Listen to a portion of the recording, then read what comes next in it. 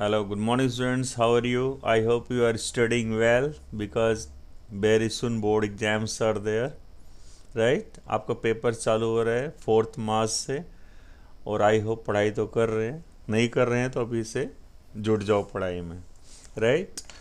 और before I have to start this video, one request to you.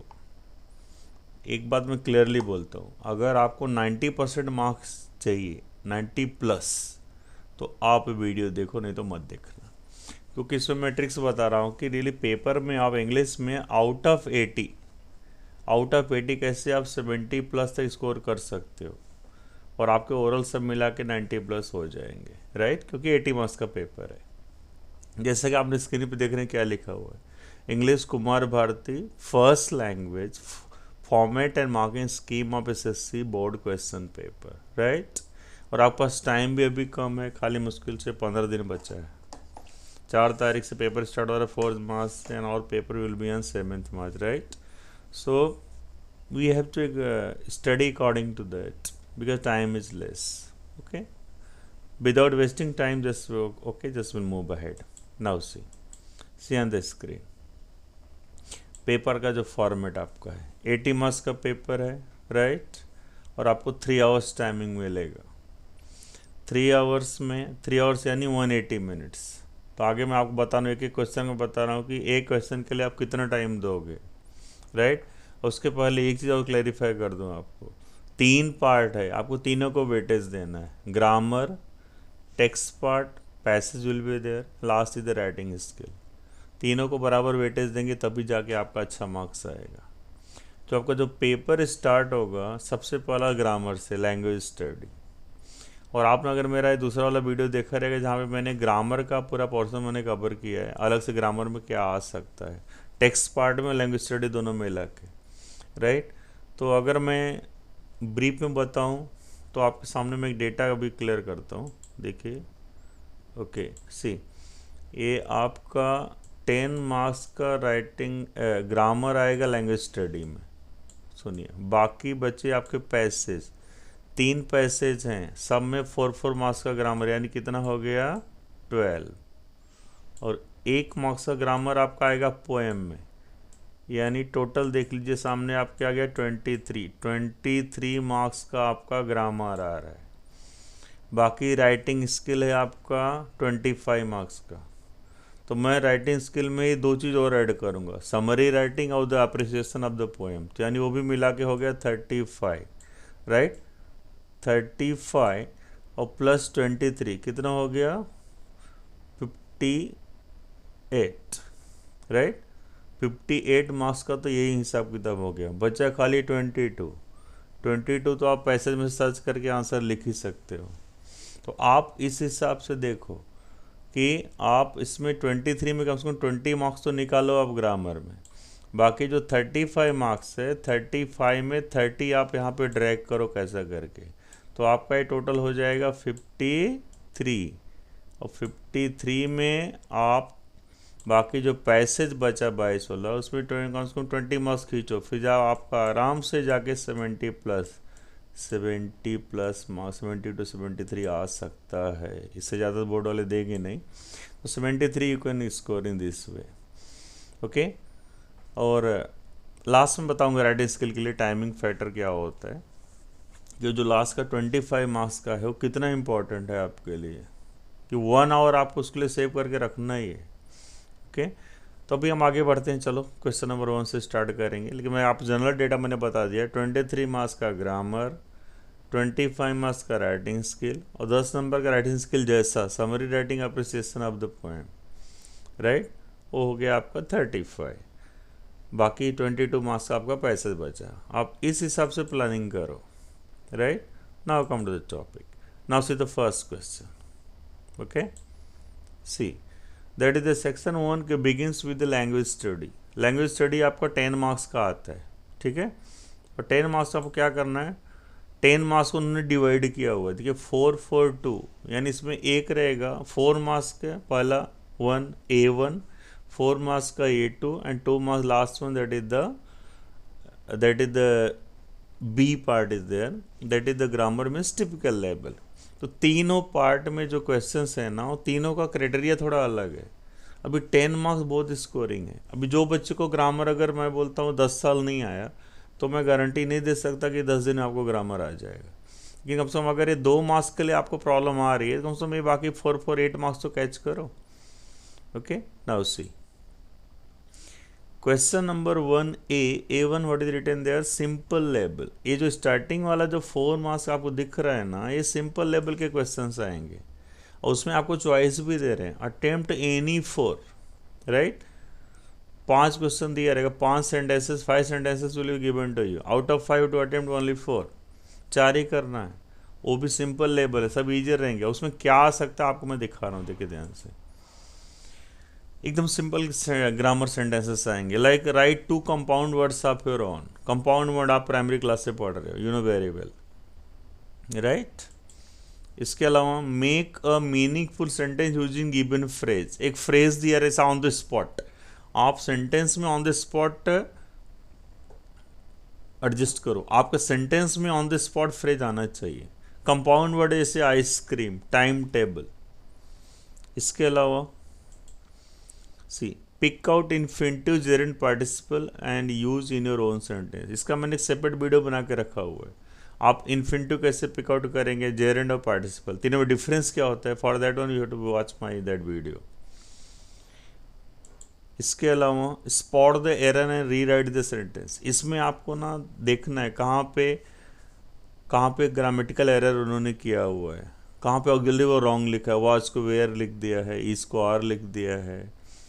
Okay, ये सारी चीज़ आपको फाइंड आउट करनी पड़ेगी। इसके अलावा और क्या आ सकता है, find out hidden words from the given word. ये सबसे ईजी है, 1 word will be given to you. जैसे हम प्रोक्लेमेशन बोला, प्रोक्लेमेशन में आपको 4 वर्ड फाइंड आउट करना है, लेकिन इतना याद रखना वो वर्ड्स ना जो आएंगे आपके 4 लेटर्स के होने चाहिए। अगर 2-3 लेटर्स आपने फ्रेम किया रॉन्ग। इसके अलावा identify the type of sentence based on this form. हाँ, ये याद रखना, यहाँ पे ना गलती से भी ना आप सिंपल कंपाउंड कॉम्प्लेक्स मत लिखना, क्योंकि सिंपल कंपाउंड कॉम्प्लेक्स ना हो स्पेशली ट्रांसफॉर्मेशन के लिए आएगा। आइडेंटिफाई अगर कहीं पे आ जाए, जब देखिए समझ जाना, यहाँ पे मुझे खाली 5 चीज़ कैच करना है, affirmative, negative, interrogative, imperative and exclamatory, only this 5। वही 5 में से आपको आइडेंटिफाई करना है, इतना याद रखना। Next, that is the 1 minute, just I have continued in the next page. Yeah.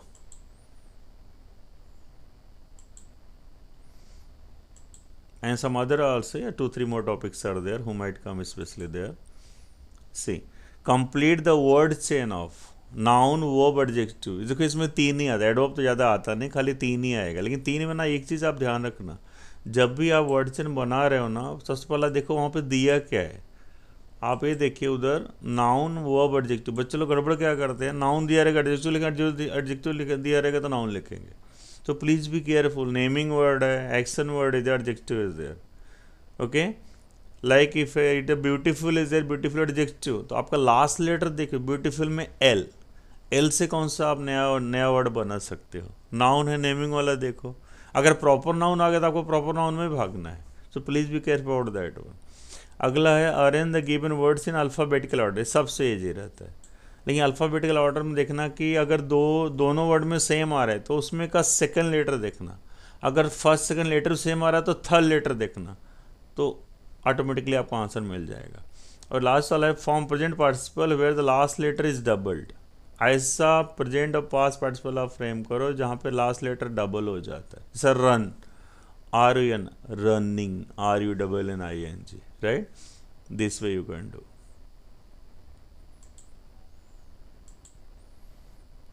अब देखिए उसमें अगला जो आता है आपका A2, पहला जो सिंपल लेवल था मैंने बताया, उसमें 5 दिया रहेगा। ये जो मैंने आपको लिखा हुआ है ऊपर स्टार्टिंग में बताया था, इसमें से कोई भी 5 आएगा, लेकिन 5 आपको 4 ही करना है।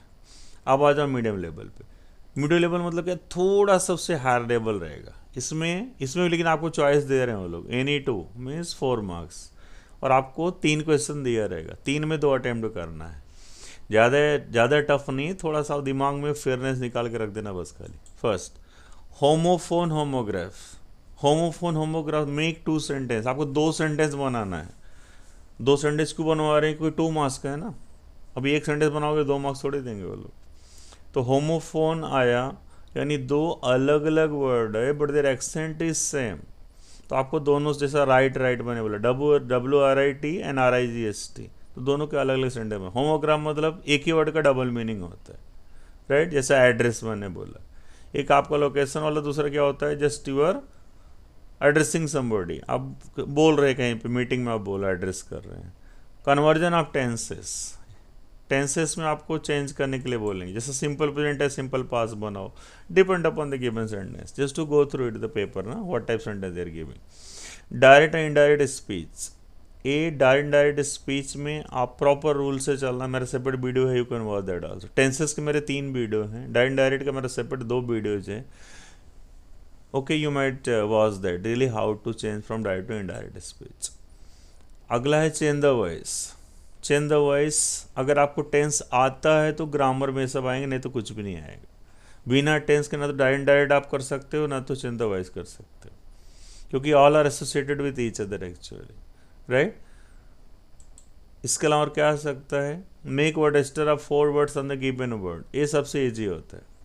तो अगर ये आपके सामने आ गए ना, तो मैं आपको इतना बोलूँगा, अगर आपको प्रॉब्लम आ रही है तो ये आप 2 दिया है ना, तो ये चुपचाप कर देना। होमोग्राफ होमोफोन ईजी रहता है, और वर्ड रजिस्टर वाला सबसे ईजी। जैसे नेचर के बारे में आ गया, नेचर के बारे में 4 वर्ड लिखो, अर्थ प्लानिट जो भी है, everything you can write, it's easier for you, right. तो you can do in better वे।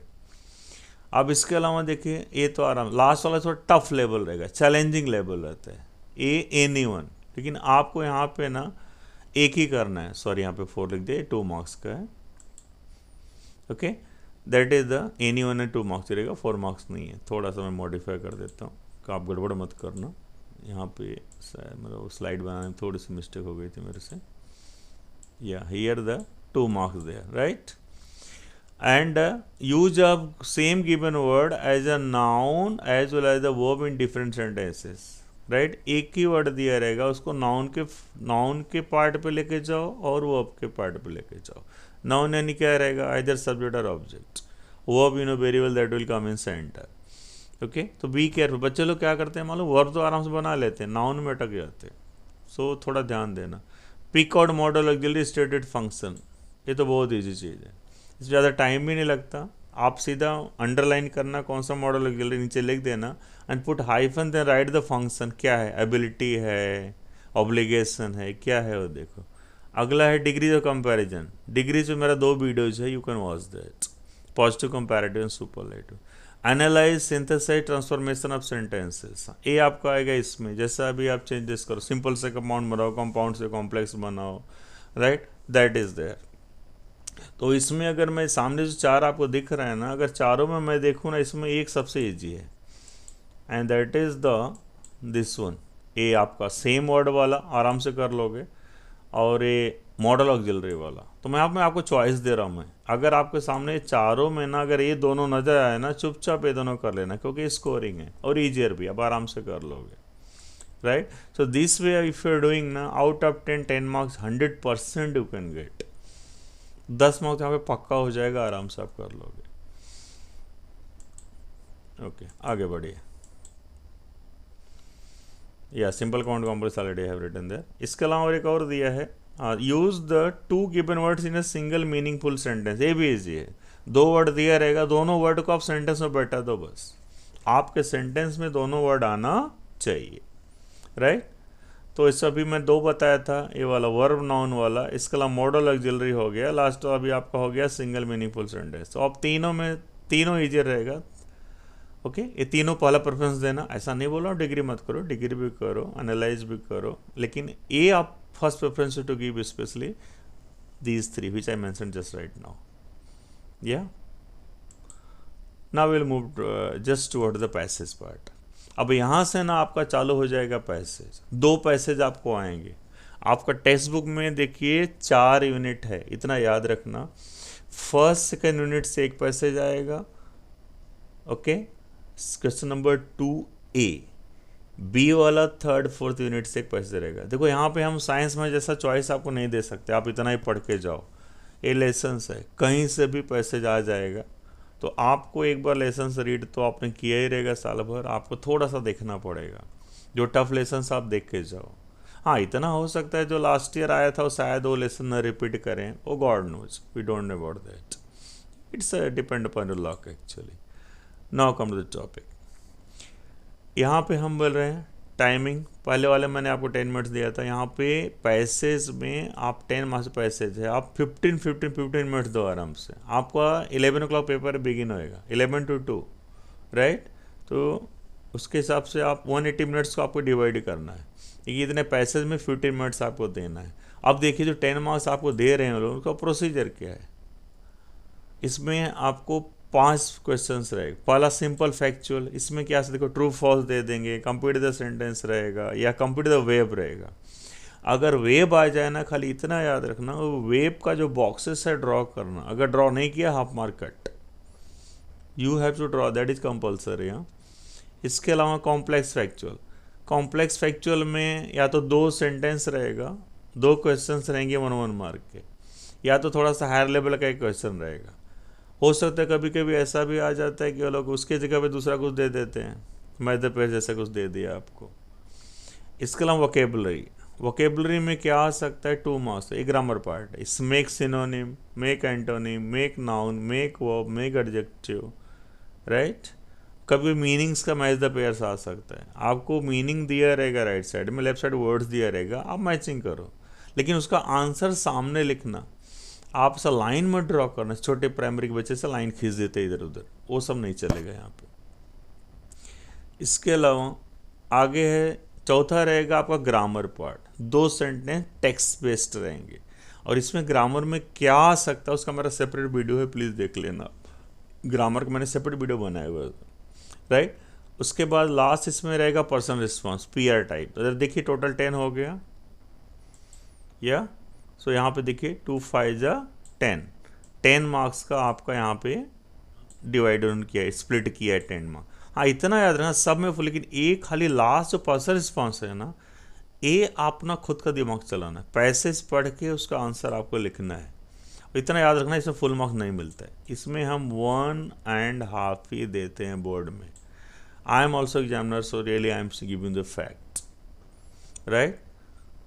तो बाकी में आप अच्छा स्कोर, फुल मार्क्स मिलेगा, वेब वाले में ट्रू फॉल्स सब में आ जाएगा। तो इसमें 9.5 का टारगेट रखो आप, और इतना बोर्ड में ओके 9.5 है तो टोटल करेंगे तो राउंड फिगर भी हो जाता है, तो वो भी आप पॉजिटिव वे से उसको लेके चलो।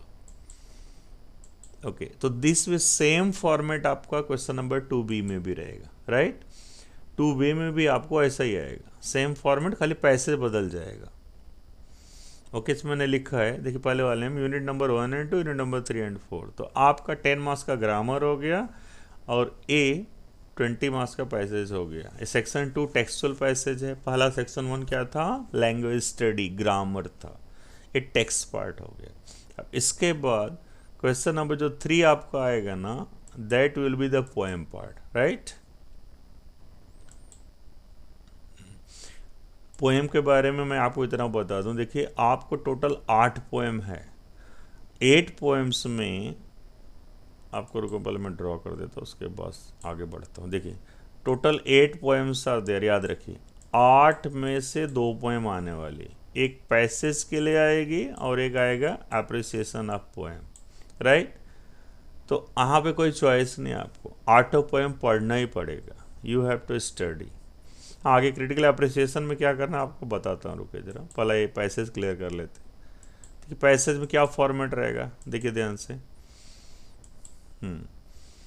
Textual passage based on the poem, ये 5 मार्क्स का, इतना देखो 10 मार्क्स नहीं है, 10 मार्क्स प्रोज है, poem that is only for the 5 marks. What will you do, and what is the timing? There just 10 minutes to give for especially for this passage, 10 minutes for the passage, 10 marks for the appreciation of the poem.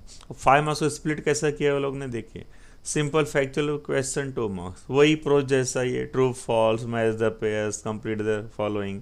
लेकिन इतना याद रखना, अगर complete the following sentence आया, just don't write only the answer there, write full sentence with answer and underline the answer part, right. Answer part को underline करना, खाली answer लिखोगे ना तो भी एग्जामिनर्स कभी हाफ मार्क्स काट देते हैं, तो please be careful about that. बाकी वेव डायग्राम है, आप पेन से बनाओ, no problem at all, but you have to draw. Complex factual रहेगा, complex factual also question type, आपके पैसेज बेस्ड क्वेश्चंस रहेंगे उसके अंदर। हाँ, वोकैबुलरी में यहाँ पे दो चीज़ है, आइदर फिगर ऑफ स्पीच और द राइमिंग स्कीम। ओके, लेकिन इतना याद रखना, अगर फिगर ऑफ स्पीच आया तो आप खाली नेमिंग से काम नहीं चलेगा, नेमिंग करो, नेमिंग के साथ आपको लिखना है। अभी सपोज सिमली आ गया तो लिखना पड़ेगा, सिमली का आगे लिखो here two things are compared, तो ऐसा आपको सेंटेंस दिखाना पड़ेगा, राइट। फिगर ऑफ स्पीच क्या होता है, मेरे 5-6 वीडियोज़ हैं, यू कैन वॉच दैट। तो इसमें वोकैबुलरी में ज़्यादा आपको स्ट्रेस लेने की जरूरत नहीं, खाली 2 पार्टी आने वाला है। तो आपका एक पोएम यहाँ क्लियर हो गया। इसके अलावा दूसरा जो इंपॉर्टेंट है, appreciation of the poem, that is for the 5 marks. और 5 मार्क्स उसका डिवीज़न है, उसका आपको दिखाता हूँ, रुकिए 1 मिनट। या देखिए स्क्रीन पे, उसको मैं डूडल कर देता हूँ, रुकिए जरा 1 मिनट। या नाउ से टाइटल एंड पोएट आपको पेपर में, क्वेश्चन पेपर में दिया रहेगा, तो 1 मार्क्स तो फ्री मिलने वाला है। आगे बचा राइम स्कीम, आप पोएम पढ़ के स्टैंजा देख के समझ सकते हो। फिगर ऑफ स्पीच क्लास में पोएम टीचर ने सिखाया रहेगा, आपको याद रहेगा। हाँ, थीम सेंट्रल आइडिया, देखो 8 पोएम है, आप क्या करो 8 पोएम का सेंट्रल आइडिया अच्छे से बाय हार्ट करके जाना पेपर में, तो क्योंकि 8 में 1 तो आने वाला है ना। बाकी फिर स्पीच ना आप पोएम पढ़ के पता लगा लो, राइम स्कीम देख लेना कौन सी पोएम, जैसा भी है, where the mind is without fear the first poem, that is the free verse poem, right. तो वो आपको दिमाग बैठाना है, कौन सी फ्री वर्स पोएम है, where the rhyme scheme is there, all this things just go through it, right. नहीं तो नवनीत का 21 सेट में आप देखिए, उसमें लास्ट टाइम रिवीजन के लिए मैं तो बोलूँगा नवनीत सेट सबसे अच्छा है, आपको सारे पोएम्स एक साथ उन्होंने लिख के दिया हुआ है, you can go through that, right. तो आपको खाली इतना याद रखना, सेंट्रल आइडिया आपको बाय हार्ट करके जाना, राइट। 8 ही तो पोएम है, कौन सा बहुत ज़्यादा है, तो आराम से आप कर सकते हो। तो इसमें आराम से ना देखो, इसे पर्सनल रिस्पॉन्स तो है नहीं इसके अंदर, कभी कभी आ गया तो मैसेज टाइप आएगा, okay, what message given through the poem, क्या मैसेज दिया है, जैसा भी एनिमल पोएम है, क्या मैसेज दिया है, really that human being sometime irritate too much, that is why poet keep desire to live with animals. तो आपको वो देखना, बहुत ज़्यादा कुछ नहीं, 1 या 2 मार्क्स का रहेगा इसमें, रहे कॉम्प्लेक्स फैक्चुअल में डाल देंगे कभी कभी, अदरवाइज 1 मार्क्स का रखेंगे वो लोग। सो यहाँ पे आराम से 10 मार्क्स स्कोरिंग आप कर सकते हो, और ज़्यादा टाइम मैंने बता दिया आपको 20 मिनट्स ही देना है, राइट, बी केयरफुल। अभी आपको कितना टाइम मैंने ले लिया, लैंग्वेज स्टडी का 10, पैसेज का 30 + 10 40, और ये आपका हो गया 20 यानी 60, 1 घंटा आपका निकल गया। अब इसके बाद हम देखेंगे आगे जो अगला पार्ट आएगा आपका, that is the unseen passage.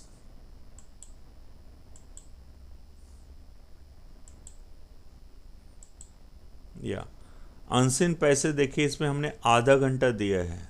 क्यों ऐसा किया, ध्यान से देखो, क्योंकि यहाँ पे ना क्या है कि आपको टेक्स्ट का पैसेज नहीं है, इसलिए आपको 15 मिनट से काम नहीं चलेगा। पहले देखिए हमने 15 मिनट्स हमने वहाँ पे दिया था, लेकिन यहाँ पे मैं आपको 20 मिनट्स बोल रहा हूँ। क्यों बोल रहा हूँ, because here that is the unseen part is that you don't know about that what might come specially in the paper.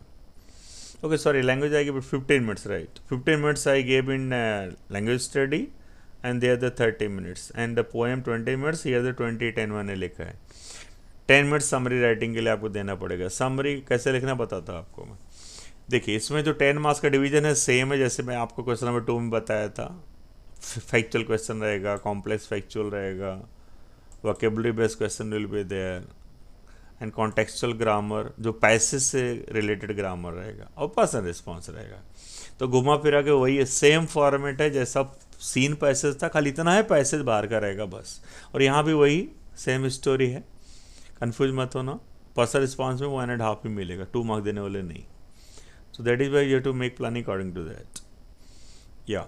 Next is the summary writing. Summary writing में सबसे खास बात इतना है, एक बात याद रखना कि ये जो समरी आपको लिखना है, जो ऊपर का जो पैसेज दिया है 4.1 ना, वही पैसेज के बेस पे लिखना है, राइट।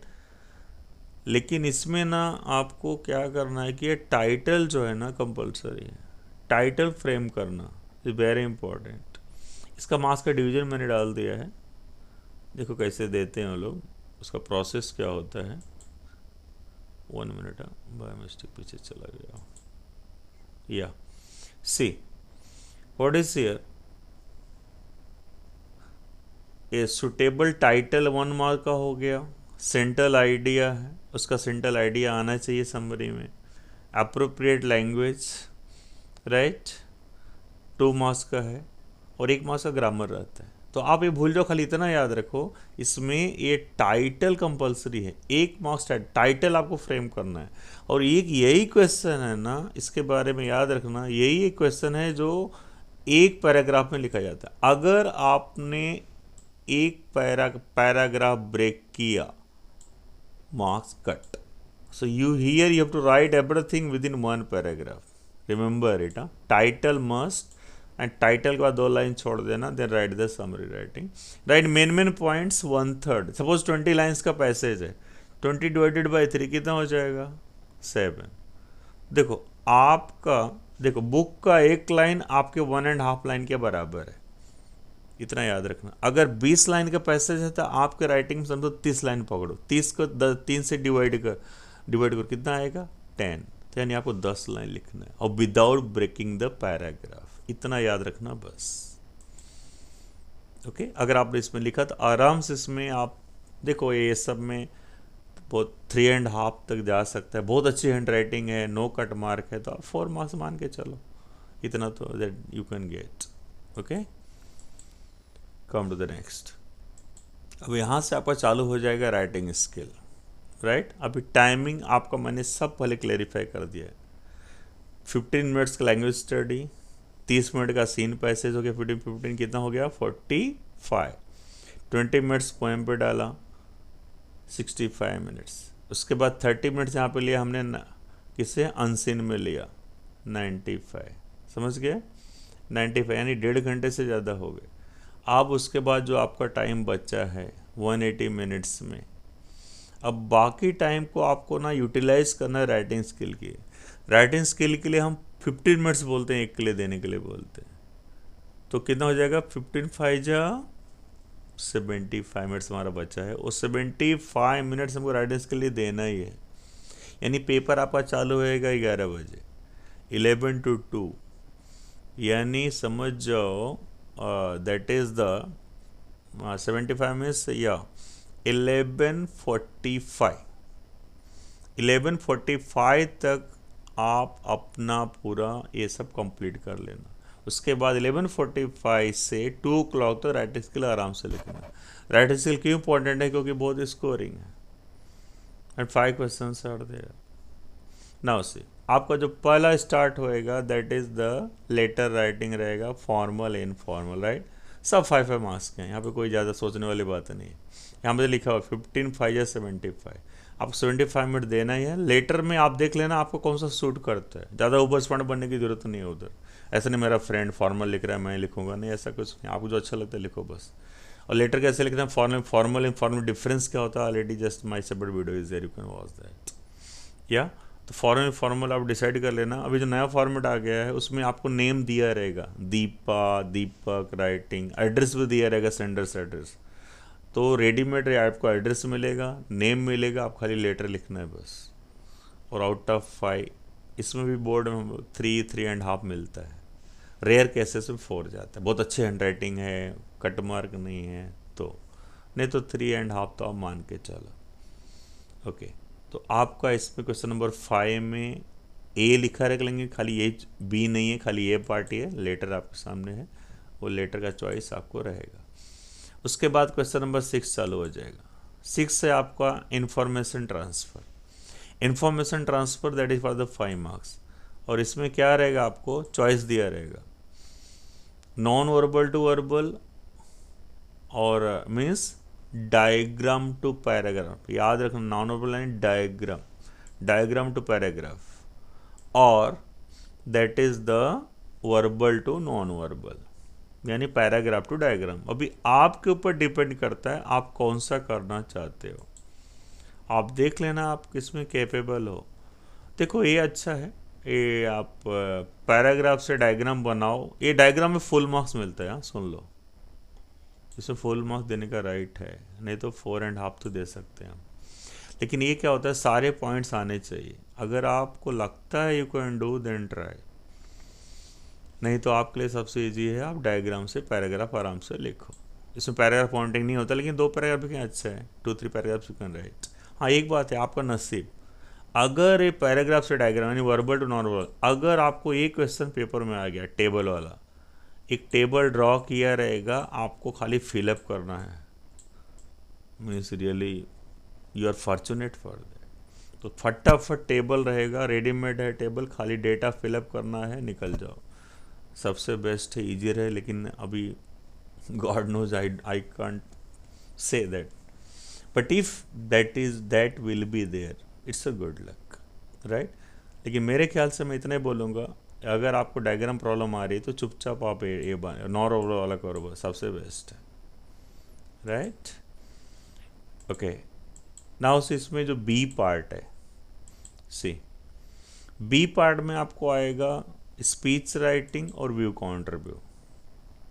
देखिए या अब व्यू काउंटर स्पीच राइटिंग में डिफरेंस क्या है, देखो इसमें मैं बोलता हूँ अगर आपको लगता है कि मुझे प्रॉब्लम है, इसमें अच्छा नहीं कर सकता इसमें व्यू काउंटर व्यू में, तो डोंट टेक रिस्क। मैं इतना बोलूँगा, आप आराम से स्पीच राइटिंग लिखो, लेकिन इतना याद रखना इस राइटिंग स्किल में एक पेज का टारगेट होता है, एक पेज फिलअप करो। लेटर भी हम बोलते हैं 3 पैराग्राफ लेके जाओ, 8 डे वही वाला, ये नॉन वर्बल वर्बल वाले में बोलता हूँ 2 पैराग्राफ लिखो, राइट। अब आ जाए व्यू काउंटर व्यू हो, स्पीच राइटिंग हो, एक पेज बोर्ड के सीट पे ना आराम से 3 पैराग्राफ बैठता है, तो 3 से 4 पैराग्राफ तो आप मान के चलो, आपको 3 पैराग्राफ मिनिमम लिखना ही है, और आगे 4 पैरा लिख डालो अगर आपको हिम्मत पड़े तो।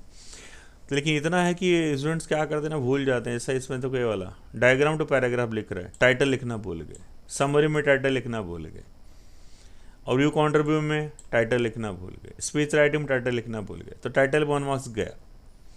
हाँ, व्यू काउंटर व्यू में आपको ना 2 टाइप याद रखना, अगर उसमें लिखा रहेगा राइट द काउंटर व्यू, तो आप उसका अपोजिट लिखना है, काउंटर व्यू उसका अपोजिट पॉइंट्स आएगा, राइट। और टाइटल भी बदल जाता है, याद रखना, राइट। जैसे मैं बोल गया डिफॉरेस्टेशन इज एसेंशियल, राइट, तो आप वो जरूरी है डिफॉरेस्टेशन, वो मेरा व्यू है। काउंटर व्यू में क्या हो जाएगा, डिफॉरेस्टेशन इज डेंजरस, तो मैं टाइटल बदल दूंगा, और जो सारे पॉइंट दिए रहेंगे ना, 4 पॉइंट रहेगा, सॉरी वो हेडिंग नहीं है, वो चारों पॉइंट्स को आप उसके बेसिस पे उसके अपोजिट पॉइंट्स आप पैराग्राफ में लिखो, और सारे पॉइंट्स को पैराग्राफ में कन्वर्ट करो आप। उसको हेडिंग ऑर्डर में नहीं लिखना, अगर आप हेडिंग ऑर्डर में लिखा तो फिर उस एग्जामिनर के मूड पे अगर उसका रियली उसको अगर ऑड लगा तो 0 मार्क्स भी दे सकता है।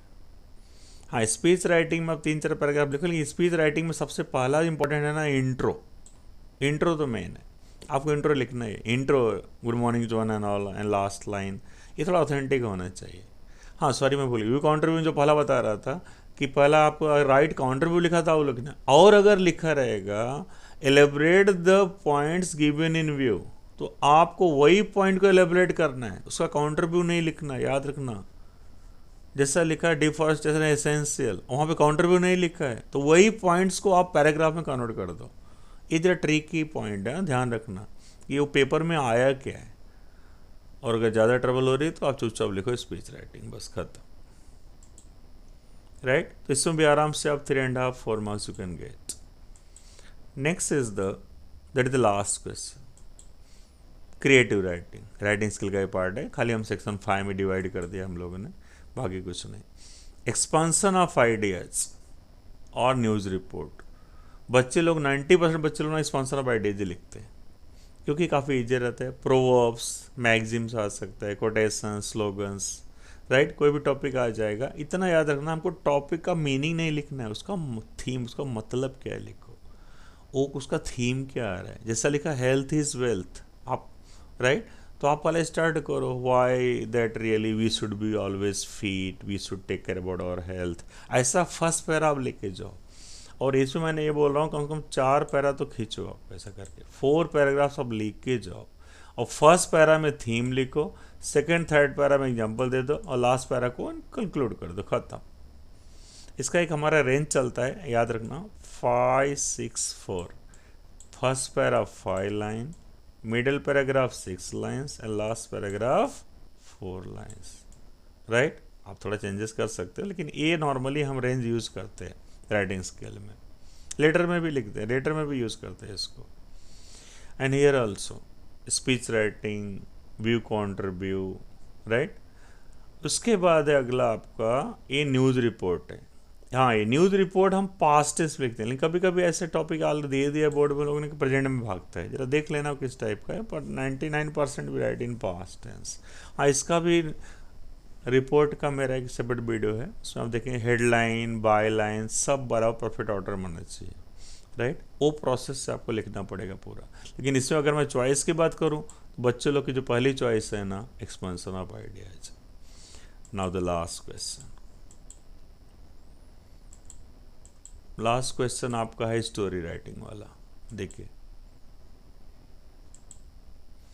देखिए develop a story with given beginning और एंडिंग, राइट, 5 मार्क्स B1 है।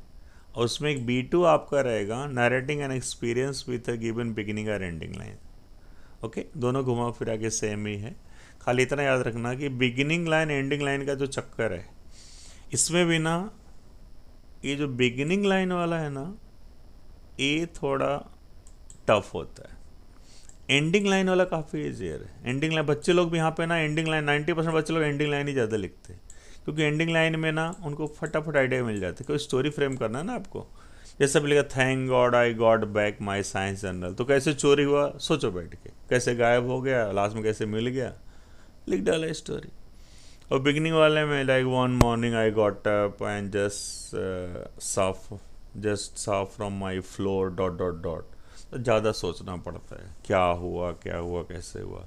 तो ऐसा मैं नहीं बोल रहा बिगिनिंग आप मत लिखो, लेकिन मेरे हिसाब से मैं इतना बोल रहा हूँ कि अगर कोशिश करना, अगर एंडिंग वाला ईजियर टॉपिक है तो आप उसको कैच कर लेना। हाँ, इतना इसमें याद रखना।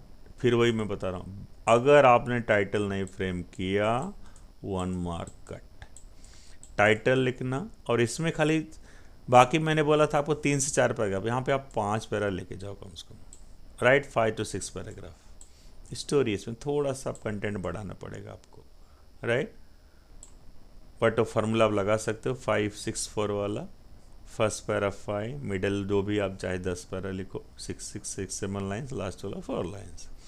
तो अगर आपने इस तरीके से पेपर लिखा, राइट, तो आपका आउट ऑफ 80 70 से कम आने का चांस है। 70 तो आएगा ही। हाँ, बहुत सकता बोर्ड में होता है 73-74 का, आगे नहीं देंगे हम उतना तक उसको लेके जा सकते। अब लास्ट में जो 10 मिनट बचा है ना, ये आपको क्या करना है, रीचेकिंग करना है, कहाँ पे क्वेश्चन नंबर नहीं लिखा, कहाँ पे छूट गया है, कहाँ पे ग्रामेटिकल एरर मैंने कर दिया है, वो आपको नाउन बना दिया, नाउन को अब बना दिया। थोड़ा चेकिंग के लिए आपका माइंड पर रिलैक्स हो जाएगा। कहाँ देख लेना कहाँ पे होलोग्राफ स्टिकर लगाया नहीं लगाया, कहाँ पे बारकोड स्टिकर बराबर लगा हुआ है कि नहीं, क्योंकि सारे सप्लीमेंट आपको ना होलोग्राफ स्टिकर लगाने पड़ेंगे। वो सब भी सब आप everything just to check it. हाँ, क्योंकि इसलिए आपको 10 मिनट दिया जाता है। वो 10 मिनट अगर आप देख लेंगे तो आपका जो भी मतलब मिस्टेक्स होने के चांसेस कम रहेंगे। तो आई थिंक मैंने सब कुछ क्लैरिफाई कर दिया। और बाकी जो मैंने बताया था राइटिंग स्किल का और ग्रामर का मेरा सेपरेट वीडियो है, उसमें कंटेंट क्या क्या ग्रामर आ सकता है। ओके, आप उसको एक बार देख लेना, it's better for you. Okay, अगर आप नए हो तो आप press the like subscribe share button, it's better for you. Okay, all the best for board exam, God bless you, thank you.